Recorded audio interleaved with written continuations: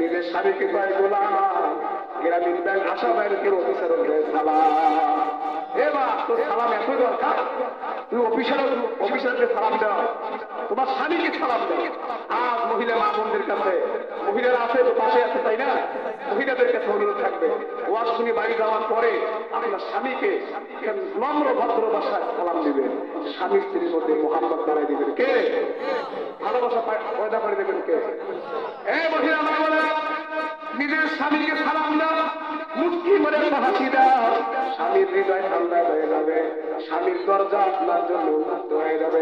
স্বামীকে বলা লাগবে না আমার জন্য একটা নেকলেস বানায় দাও, একটা হার বানায় দাও, ও স্বামী আমার একটা শাড়ি আমাকে দাও, এটা বলা লাগবে না।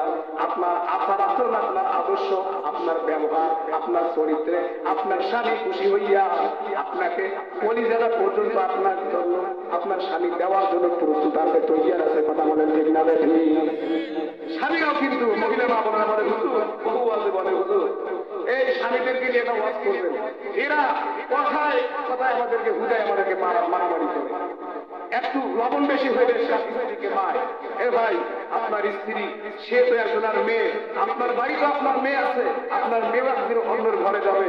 যদি আপনার স্ত্রীর সঙ্গে আপনি ভালো ব্যবহার না করেন, আপনার মেয়েও এরকম খারাপ আচরণ হওয়ার সম্ভাবনা আছে না? কথা বলেন। মুসলমান ইমানদার স্বামী যারা এখানে আছো, আমার যুবক ভাইদেরকে বলবো, মুরব্বী বাবাদেরকে বলবো, আজকে বাড়ি যাওয়ার পর একটা আমল করবেন, স্ত্রীকে সালাম দিবেন। কে কে রাজি আছেন এটা হাত ধরে দেখা দেন তো, লজ্জা করবেন না, একটা আমল চালু করেন। ইয়াকফিকাল আমাল কলিল, জান্নাত যাওয়ার জন্য যথেষ্ট হয়ে যাবে। আল্লাহ সবাইকে কবুল করুন।